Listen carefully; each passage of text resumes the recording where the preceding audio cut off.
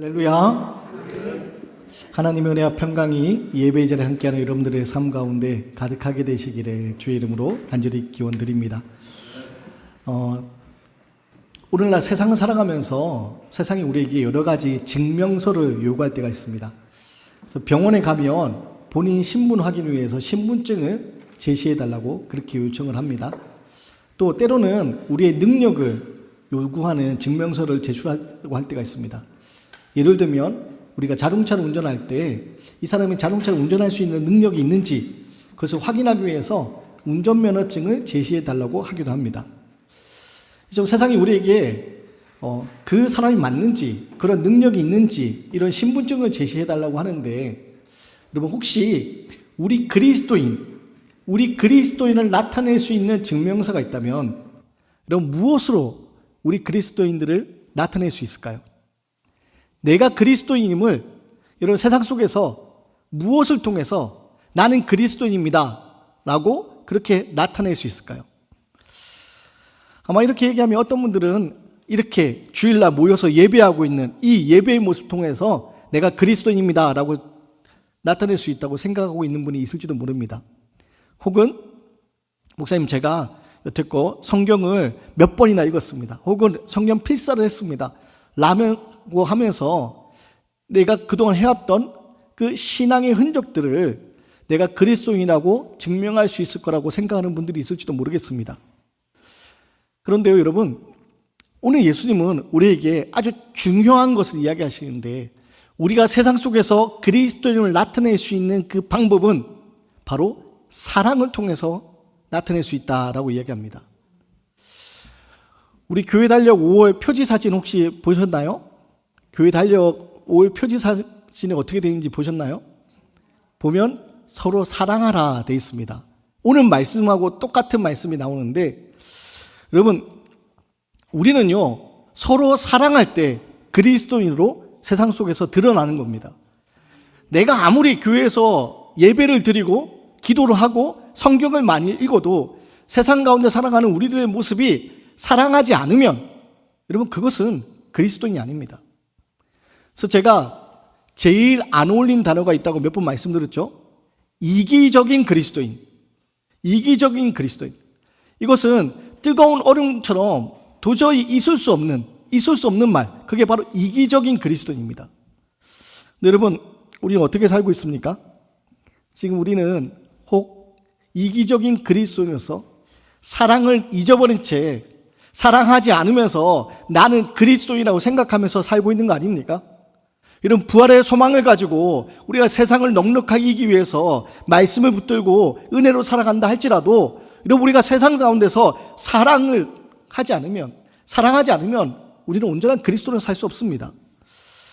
바라고 오늘 말씀 앞에 특별히 5월 가정의 달이기도 한데, 여러분 우리 모든 가정 가운데서 하나님의 사랑이 충만하게 차고 흘러넘치기 원합니다.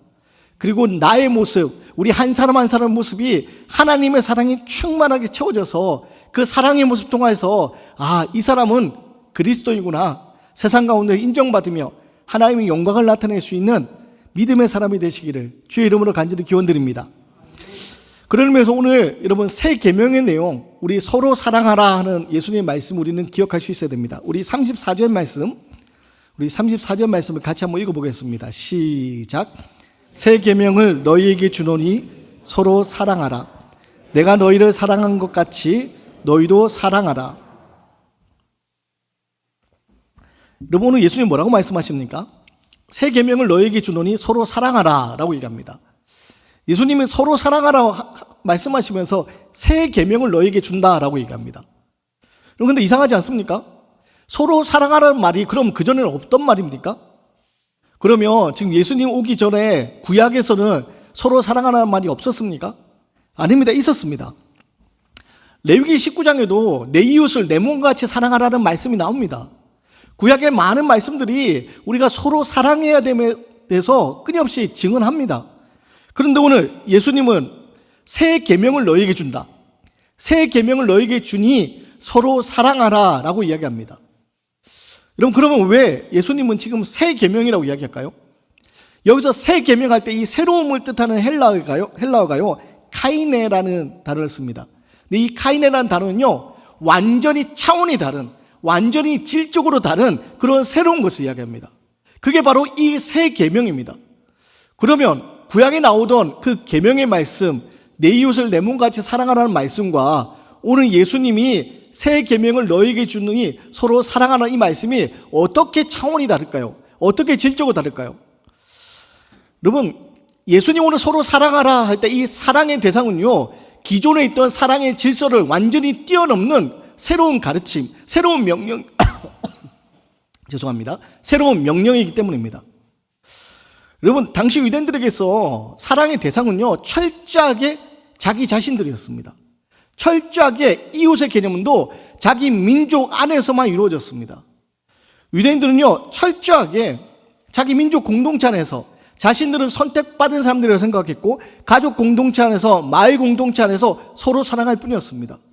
그리고 심지어 율법 안에서도 그들은 서로 정죄하고 율법적으로 죄가 있는 사람들은 철저하게 배척하며 살았습니다. 그들에게서 사랑의 대상은요, 누가 봐도 하나님 보시기에 의로운 사람들, 하나님 보시기에 의로운 사람들, 그들이 자신들이라 생각했고 그런 사람들만 사랑받을 만한 자격이 있다고 생각을 했던 겁니다. 근데 예수님은 새 계명을 주시면서 서로 사랑하라고 하는데, 여기서 서로 사랑하라라고 할 때 이 서로의 개념은요, 완전히 그 벽을 뛰어넘는, 완전히 그 벽을 허물고 새로운 개념으로 서로 사랑하라는 겁니다. 그래서 예수님은 복음서에 뭐라고 말씀하시냐? 원수까지도, 이웃의 개념을 원수까지도 사랑하라라고 얘기합니다. 그래서 예수님은요, 원수까지도 사랑하라 하시면서 새 계명을 너에게 주노니 사랑하라라고 말씀합니다. 여러분, 오늘 예수님의 말씀 앞에 여러분의 질문을 드리고 싶습니다. 여러분, 사랑하고 있습니까? 사랑하고 있습니까? 정말 사랑하고 있습니까? 그럼 여러분이 사랑하고 있는 사랑의 대상은 누굽니까? 여러분이 지금 사랑하고 있다고 아멘으로 대답하셨는데, 여러분이 사랑하고 있는 사랑의 대상은 누굽니까? 내 가족들, 내 아내, 내 남편, 내 자녀, 조금 더 나아가서 우리 교회 성도들. 우리 사랑의 대상이 혹시 지금 아주 극히 제한적으로 우리가 벽을 쌓고서 그 안에서만 사랑하고 있는 거 아닙니까? 여러분, 이런 생각이 들 수 있습니다. 여러분, 사랑해야죠. 사랑해야 되는데 사랑이 말처럼 쉽지가 않습니다. 남편을 보면 막 마음속에 사랑의 마음보다는 원망의 마음이 가득 차고, 아내를 보면 막 사랑의 마음보다는 왠지 모르게 그 마음속에 미움이 가득하고 서운하기만 하고, 이런 부부간에 뿐만 아니라 부모 자녀 간에는 어떻습니까? 부모 자녀 간에도 마찬가지입니다. 목사님, 자식들이 제 마음대로 되지 않아요. 사랑은요, 내가 지들을 위해서 해준 게 얼만데 어버이날이라고 전화 한 통 없고, 여러분, 자식이 아니라 왼수예요 라고 생각하는 분들이 있을지도 모릅니다. 근데 여러분, 오늘 서로 사랑하라는 이 말씀은요, 우리가 잘 들어야 됩니다. 오늘 서로 사랑하라는 말은요, 내가 그렇게 서로 사랑의 마음이 저절로 가득 차서 서로 자연스럽게 사랑하는 그 사랑을 이야기하는 게 아닙니다. 여러분, 여기서 헬라어 단어가요, 아가파테라는 명령형으로 쓰입니다. 서로 사랑해라 라고 명령으로 씁니다. 여러분, 의지적인 결단을 통해서 사랑하라는 겁니다. 막 마음속에 사랑이 저절로 우러나서 가만히 있어도 막 사랑하고 싶은 그런 마음이 생기지 않아도 사랑하라는 겁니다. 의지적으로 결단하라는 겁니다. 여러분, 오늘 이 말씀 앞에 우리가 사랑하고 있습니까? 라는 질문에 자신 있게 대답할 수 있으면 얼마나 좋겠습니까? 그런데 우리 마음속에 사랑의 마음이요, 그렇게 막 넘쳐 흐르지 않습니다. 우리는 이기적인 모습이 있기 때문에 여러분, 나를 먼저 생각합니다. 나를 먼저 생각하다 보니까 아무리 부부간이라 할지라도, 아무리 부모 자녀가 할지라도 여러분, 내가 먼저인 경우가 있습니다. 그래서 사랑의 마음이 그렇게 저절로 들지 않습니다. 마치 첫사랑처럼 막 눈만 감아도 막 떠오르고 보고 싶고, 막 가만히 있어도 뭔가 자꾸 해주고 싶은 그 마음이요, 여러분, 계속 이어지지가 않습니다. 그래서 여러분, 사랑하는 게 쉽지가 않습니다. 그런데 쉽지 않아도 예수님 뭐라고 말씀하시냐? 사랑해야 된다고 말씀하십니다. 명령하시는 겁니다. 쉽지 않아도 사랑해야 된다고. 왜입니까? 사랑이 결국 우리를 복되게 하는 열쇠이기 때문입니다. 그리고 우리는 사랑하면서 살아야지 행복한 삶으로 나아갈 수 있기 때문입니다. 그래서 예수님 말씀하시는 겁니다. 새 계명을 너에게 주노니 사랑해라. 마음속에 막 사랑의 마음이 차오르지 않아도 사랑해라. 의지적인 결단으로 사랑해라. 여러분, 사랑에 관해서 이야기할 때 우리가 자주 이야기하는 분이 있습니다. 누구냐? 손양호 목사님입니다. 손양호 목사님 두 아들이 죽임을 당합니다. 그런데 손양호 목사가 어떻게 합니까? 자기 두 아들을 죽인 그 원수 같은 사람을 자기의 양자로 삼습니다. 그러면 여러분 생각해 보십시오. 손양호 목사님이 자기 친아들 두 아들을 죽인 그 원수를 막 보기만 해도 저절로 막 사랑의 마음이 차오르겠습니까? 막 보기만 해도 막 너무 사랑하고 싶어서 견딜 수 없고 그렇겠습니까? 아닙니다. 마음속에 얼마나 원망과 미움이 가득했겠습니까? 그런데 사랑해야지라는 말씀 앞에, 오늘 명령 앞에, 예수님 말씀 앞에 서로 사랑하는 말씀을 지키고자 사랑한 겁니다. 의지적으로 결단한 겁니다. 여러분, 그게 바로 하나님의 나라를 살아가는 방식이기 때문입니다. 그게 우리가 행복해지는 길이기 때문입니다. 바라기는 여러분, 서로 사랑하라라는 오늘 말씀, 이 말씀 앞에 여러분, 목사님 아직 저는 그런 사랑할 수 없어요 라고 생각되는 부분들이 있을지 모르겠지만 여러분, 결단함으로 사랑하며 나아갈 수 있는 은혜를 누리시길 바랍니다. 그럼 우리가 어떻게 사랑할 수 있느냐? 여러분, 우리는요, 의지적인 결단이 필요한데 의지적인 결단만으로 필요한 그 사랑이 되지는 않습니다. 그 사랑에는요, 예수님의 사랑이 힘입어야 됩니다. 예수님은 우리에게 서로 사랑하라 라고 말씀하지 않고 그 사랑의 모습을 우리에게 나타내 보이셨습니다. 그래서 예수님은 그 사랑의 기준, 모델이 되십니다. 그럼 예수님의 사랑이 어떤 사랑이냐? 여러분, 예수님의 사랑은요, 로마서 5장 8절의 말씀을 통해서 우리가 알 수 있는데, 로마서 5장 8절 말씀은 어떻게 기록되냐? 이렇게 기록되어 있습니다. 우리가 아직 죄인 되었을 때 그리스도께서 우리를 위하여 죽으심으로 하나님께서 우리에 대한 자기의 사랑을 확증하셨느니라. 여러분, 성경은 뭐라고 얘기합니까? 우리가 아직 죄인 되었을 때에 하나님 우리를 사랑하셔서 예수님을 통해서 우리를 사랑하시다, 확증하셨다 얘기합니다. 여러분, 예수님 우리를 사랑하십니다. 그런데 성경은 무엇을 얘기합니까?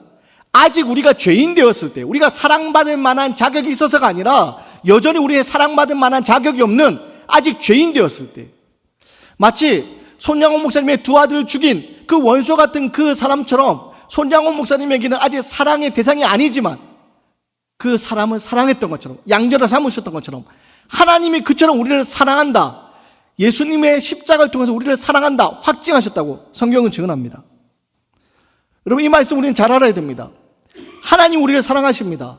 예수님 우리를 사랑하십니다. 그런데 우리가 사랑받을 만해서가 아닙니다. 우리가 사랑받을 만한 자격이 있어서가 아닙니다.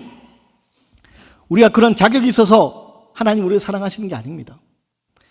하나님은요, 그런 자격 때문에, 조건 때문에 사랑하시는 것이 아니라 무조건적으로 우리를 사랑하신다고 말씀하시는 겁니다. 여러분, 저는 하나님의 사랑은요, 무조건적인 사랑입니다. 제한 없는 사랑입니다. 조건적인 사랑이 아닙니다. 제한 있는 사랑이 아닙니다. 무조건적인 사랑, 그게 바로 하나님의 사랑이고 우리를 향하신 주님의 사랑입니다. 그리고 우리는 그 사랑에 힘입어서 우리는 사랑할 수 있게 되는 겁니다. 문제는 우리는요, 무조건적인 사랑을 받고 있음에도 불구하고 자꾸만 우리는 조건적인 사랑을 하려고 합니다. 조건적인 사랑을 하려고 하다 보니까 사랑이 되지가 않습니다.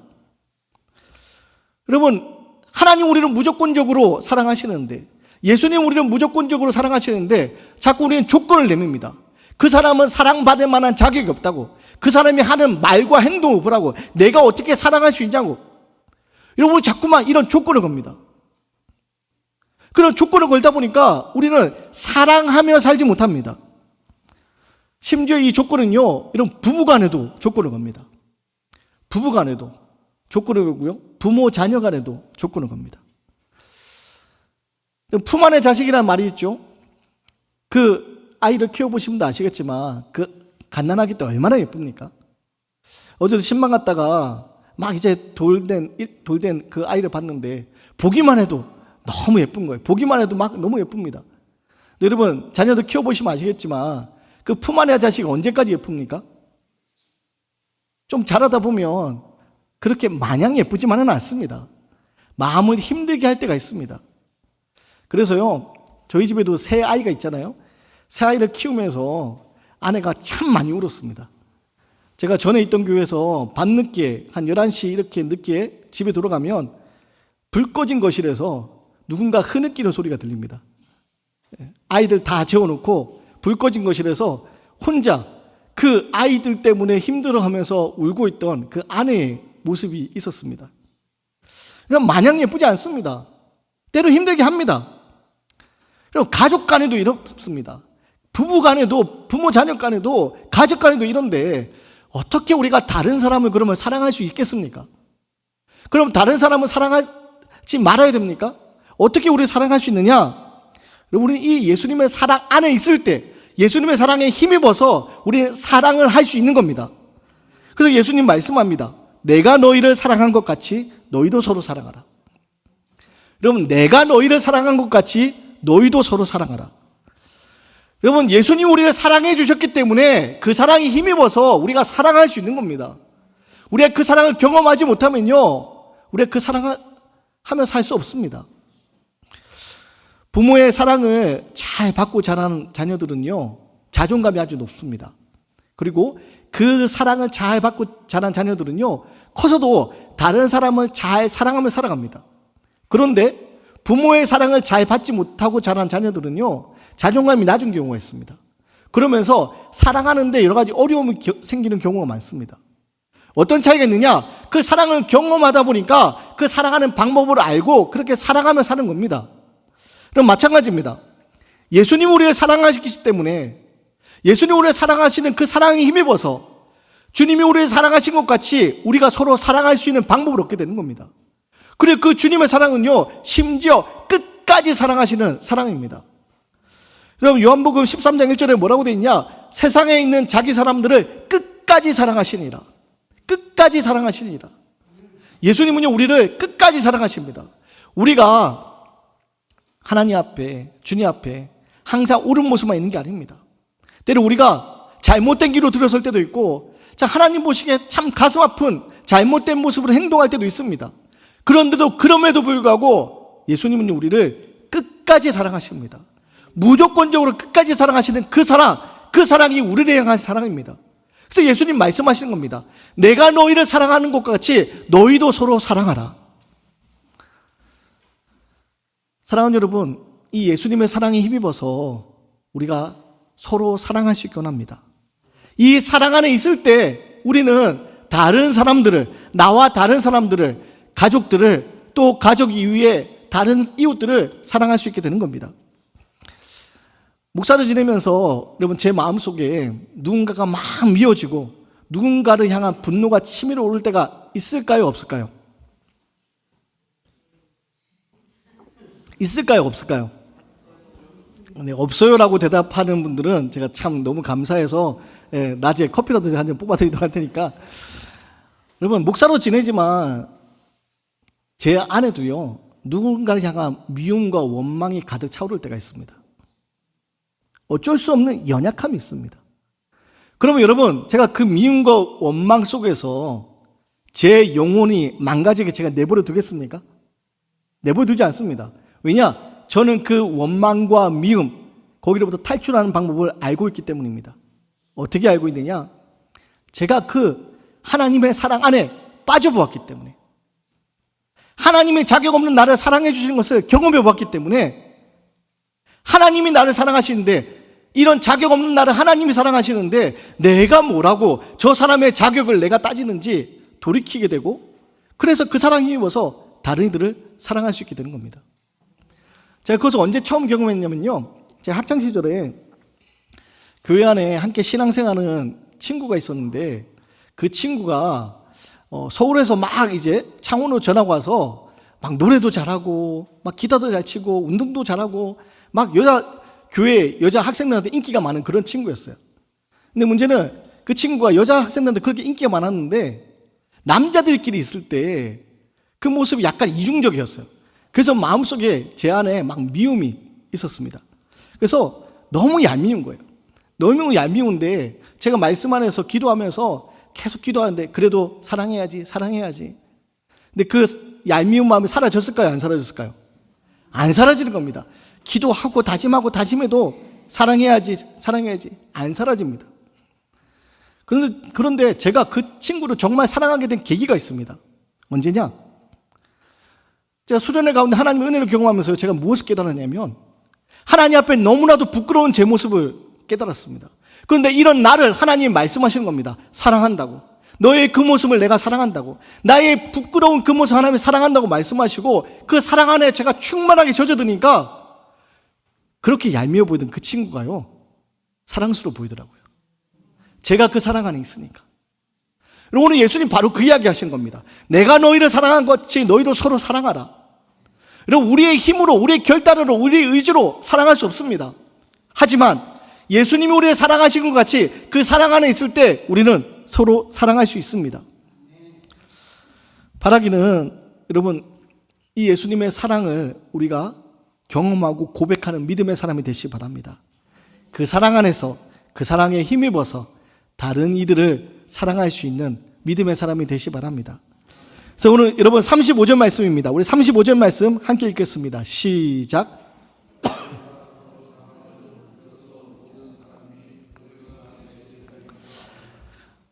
35절 말씀 다시 한번 읽겠습니다. 시작. 너희가 서로 사랑하면 이로써 모든 사람이 너희가 내 제자인 줄 알리라.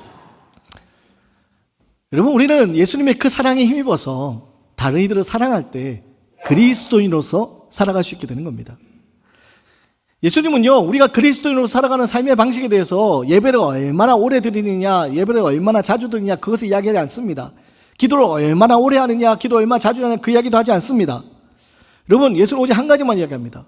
사랑할 때, 너희가 서로 사랑할 때 내 제자인 줄 알리라. 너희가 서로 사랑하는 거, 여러분, 우리가 이 땅에서 서로 사랑하는 거, 그게 바로 우리 그리스도인을 나타내는 신분증이 되는 겁니다. 그리스도인에 관해서 몇 주에 걸쳐서 여러분 계속 말씀을 나누고 있는데, 여러분 이 그리스도인이라는 말이 처음에 어디서 생겨났는지 여러분 기억하시죠? 이 그리스도인이라는 말이 어디서 생겨났습니까? 처음부터 우리 그리스도인들이 우리 그리스도인입니다 라고 이야기하고 다닌 거 아닙니다. 여러분 사도행전 11장 26절에 보면요, 제자들이 안디옥에서 행하는 모습들을 보고 안디옥에 있던 사람들이 저 사람들이 그리스도인이라고 부르기 시작합니다. 여러분, 안디옥 교회에 모여있는 사람들의 모습이 세상의 사람들과 달랐습니다. 세상의 사람들은 조건적으로 사랑하지만 안디옥 교회에 있는 사람들은 조건적으로 사랑하지 않았습니다. 세상의 사람들은 벽을 세우고 사랑하지만 안디옥에 있는 사람들은 벽을 세우고 사랑하지 않았습니다. 그래서 부자든 가난한 자든 함께 한 식탁에 앉기 시작하고, 주인이든 종이든 한 식탁에 앉기 시작하고, 주 안에서 서로 섬기는 모습, 사랑의 모습을 살아가기 시작합니다. 그리고 사람들이 이야기합니다. 아, 저 사람들 그리스도인이구나. 저 사람들, 우리와 다른 저 사람들이 그리스도를 따르는 사람들이구나. 여러분, 그게 바로 우리 그리스도인의 어원입니다. 우리가 그리스도인을 말해서 그런 것이 아니라 세상 사람들이 우리가 살아가는 삶의 모습을 보고 저 사람들은 그리스도인이구나 인정했습니다. 그런데 오늘 우리는 어떻습니까? 오늘 우리는 세상 가운데서 그리스도인의 정체성을 나타내며 살고 있습니까? 제가 참 세상 속에서 듣기 싫은 소리 중에 하나가 뭐냐? 교회 다니는 사람들이 더하더라. 교회 다니는 사람들이 더하더라. 제가 그 말을 듣는 게 너무 속상합니다. 목사들이 더하더라. 그 말도 너무 속상합니다. 말로만, 교회 다니는 사람들은 말로만 사랑한다 하더라. 너무 속상합니다. 여러분, 우리는요, 말로만 사랑하는 사람이 아니라 우리의 삶 가운데 사랑하며 살아야 됩니다. 그게 우리가 그리스도인으로 살아가는 삶의 방법입니다. 바라기는 오늘 말씀 앞에 이 한 주가 여러분 결단하고 하나님의 사랑 안에서 다른 이들을 사랑하시기 바랍니다. 여전히 세상 속에 나아가면요, 여전히 내 마음속에 원망되는, 미움이 되는 사람들이 있을 겁니다. 근데 그때 하나님 앞에 기도하면서 붙으셔야 됩니다. 하나님이 나를 사랑하는 그 사랑을 깨닫게 하시고 그 사랑에 힘입어서 저 사람을 사랑할 수 있는 용기를 달라고. 그리고 입을 열어서 고백하셔야 됩니다. 사랑한다고. 표현되지 않는 사랑은 안 됩니다. 표현하는 사랑이 돼야 됩니다. 그래서 여러분, 내키잖아도 먼저 사랑한다고 고백하시면서 사랑의 모습으로 나타내셔야 됩니다. 그럴 때 변화가 시작되는 겁니다. 바라기는 이 한 주간 여러분 예수님이 우리를 사랑하신 것 같이 무조건적으로 먼저 사랑하십시오. 내가 먼저 사랑할 때 나를 통해서 하나님의 나라가 우리 안에 이루어지는 겁니다. 말씀을 정리합니다. 책에 이런 이야기가 있습니다. 어떤 장로님이 천국에 되시게 됐는데 천국 문 앞에 그 천국 문을 통과하는 심사대가 있고 그 옆에 천사가 지키고 있더랍니다.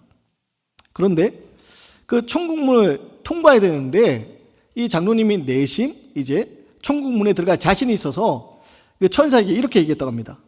천사님, 제가요 저 땅에서 지낼 때 아주 큰 교회의 장로였습니다.